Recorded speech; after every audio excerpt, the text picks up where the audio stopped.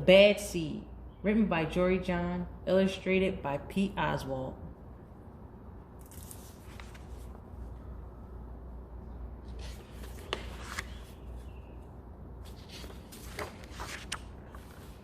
I'm a bad seed. A bad seed. Oh yeah, it's true. The other seeds, they look at me and they say, that seed is so bad. When they think I'm not listening, they mumble, there goes a bad seed. But I can hear them. I have good hearing for a seed. How bad am I? You really want to know? Well, I never put things back where they belong. I'm late to everything. I tell long jokes with no punchlines. I never wash my hands or my feet. I lie about pointless stuff. I cut in line every time. I stare at everybody. I glare at everybody. I finish everybody's sentences and I never listen. And I do lots of other bad things too. Know why? Because I'm a bad seed. A bad seed. I just can't help it. Sure, I wasn't always this bad. I was born a humble seed on a simple sunflower in an unremarkable field. I had a big family, seeds everywhere. We found ways of having fun. We were close.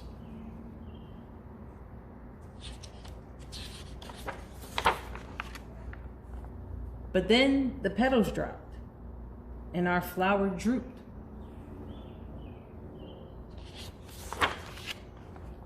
It's kind of a blur. I remember a bag.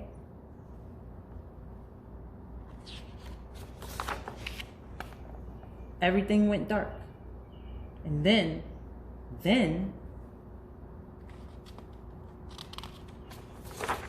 a giant.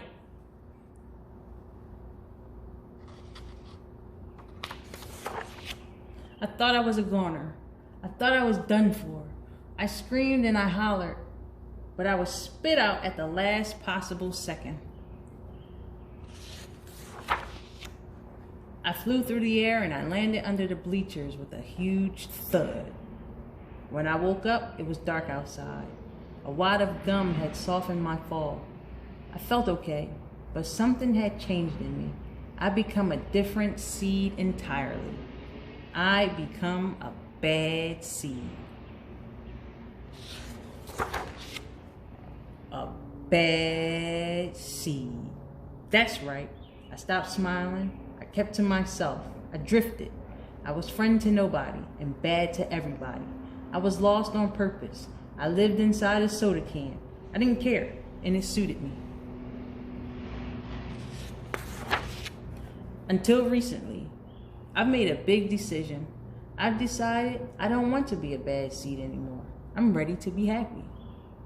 It's hard to be good when you're so used to being bad, but I'm trying. I'm taking it one day at a time. Sure, I still forget to listen, and I still show up late, and I still talk during movies, and I do all kinds of other bad stuff.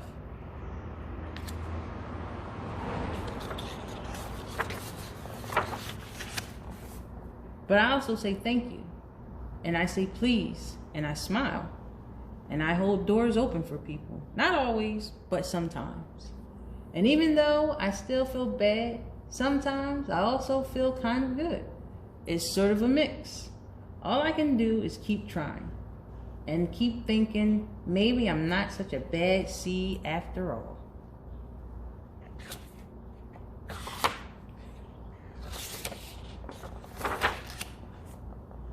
Hey, look, there goes that bad seed. Actually, he's not all that bad anymore. I heard that.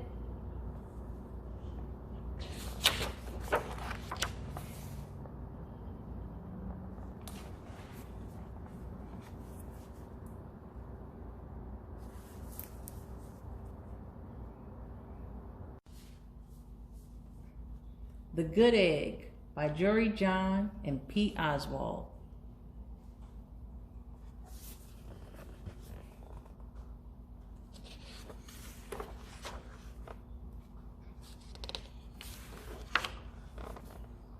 Oh, hello.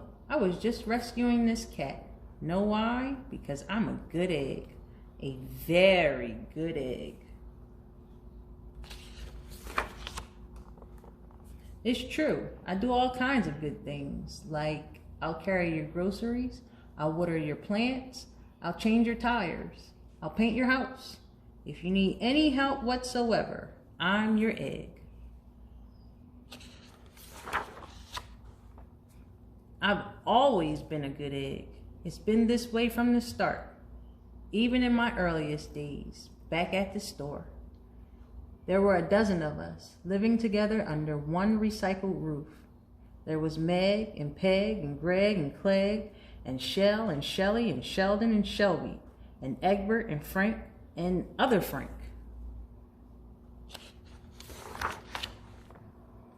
The other 11 eggs weren't on their best behavior.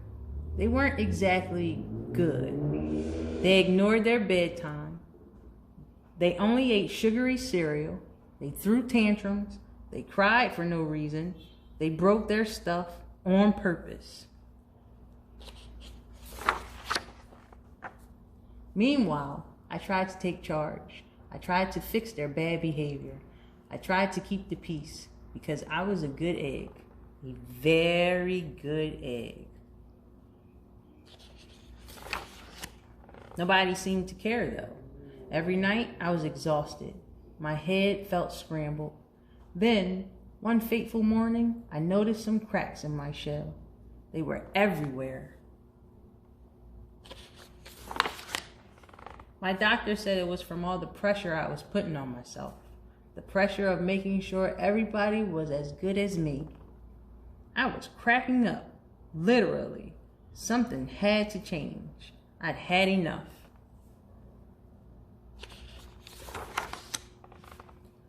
I told Meg and Peg and Greg and Clegg and Shell and Shelly and Sheldon and Shelby and Egbert and Frank and other Frank that I was leaving.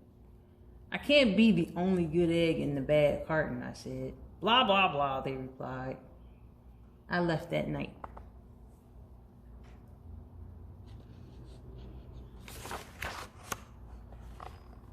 I wandered from town to town. The hours became days. The days became weeks. I lost track of time. I was alone.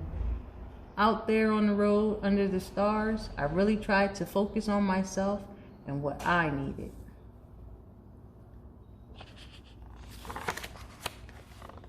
I took walks. I read books. I floated in the river. I wrote in my journal. I found simple moments to be quiet. I breathed in. I breathed out. I even started painting.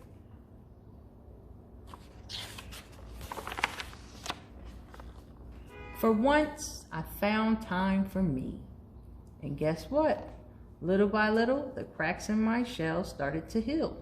My head no longer felt scrambled.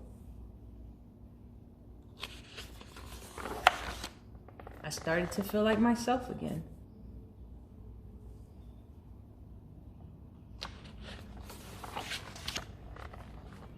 So, I made a big decision. I'm returning to my old carton and my friends. Besides, I'm kind of lonely out here. This time, I know what I need to do. I try not to worry so much. I'll be good to my fellow eggs while also being good to myself.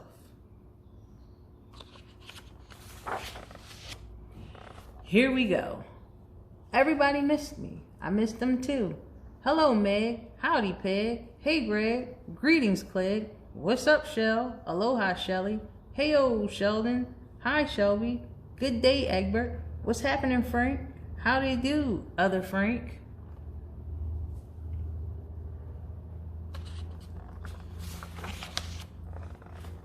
Sure, every once in a while, somebody's still a little bit bad, but it's not like before. Here's what I realized. The other eggs aren't perfect, and I don't have to be either. I'm okay with that. Yep, the old carton is back together. We're a solid dozen again. It's good to be home.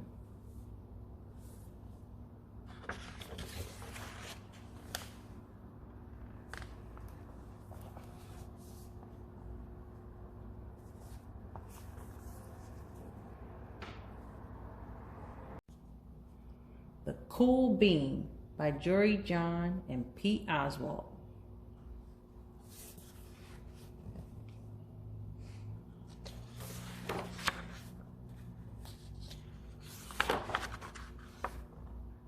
Watch out, here come the cool beans. The cool beans. Oh yeah, check out how they move. Look at the way they swagger. Notice their sunglasses. Yow! The cool beans are known all over school, from house to house, across town, beyond county lines.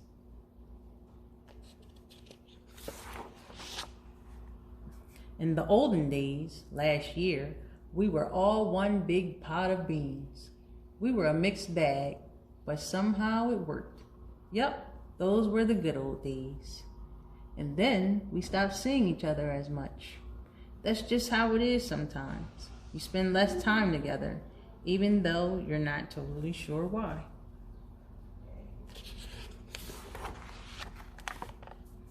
I watched as the beans I knew so well, the beans from my own pod, became the cool beans.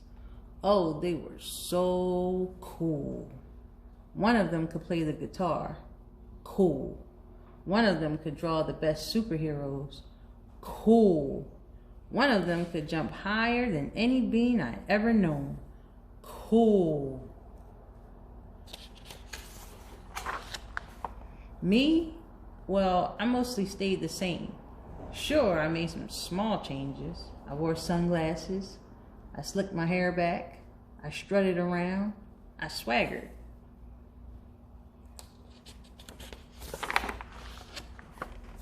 I would still pick last for everything. My clothes never seemed to fit. I snorted when I laughed. I walked into stuff. I was an uncool bean for sure. I started thinking of myself as just a common bean with no special skills. I couldn't compete, so I didn't even try. I'd never be a cool bean.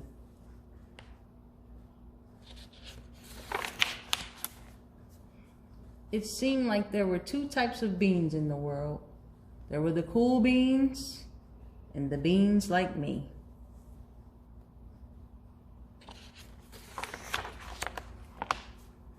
The days all blended together. I lived my life and things were just okay.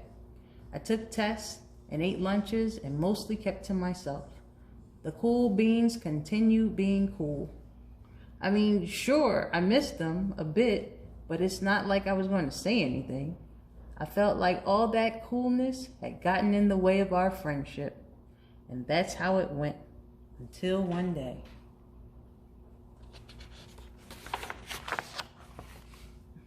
I was in the cafeteria. I dropped my lunch on my loafers. But then something sort of miraculous happened. Out of nowhere, one of the cool beans helped me clean it up. He didn't even say anything. He just gave me a nod. That was it. Later, I was out on the playground. I tripped and scraped my knee and maybe cried a little bit, and everybody saw it. Another one of the cool beans came to my side, and without a word, he dusted me off.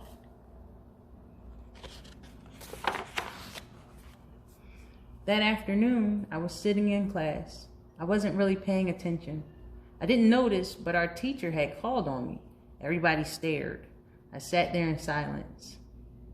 Nobody said anything. And then everybody just laughed at me. That was it. After today, I was officially a has-been.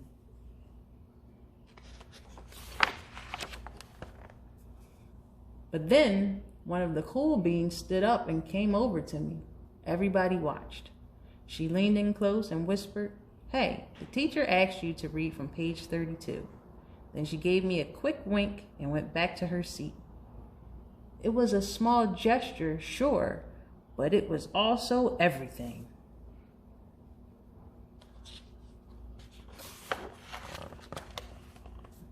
I walked home with a goofy smile on my face. I smiled all the way through dinner. That day made all the difference.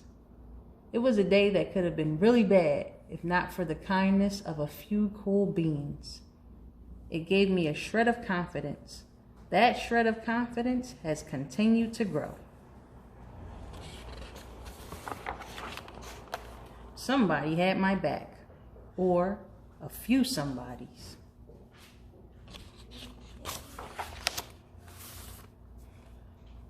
After that, I started hanging out with the cool beans again. Not all the time, but sometimes. At lunch, after school, even on the weekends.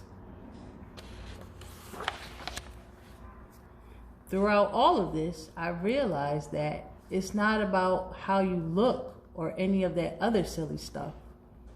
It's about a wink or a nod or a smile at just the right moment. It's about dusting somebody off, helping them up again, and pointing them in the right direction.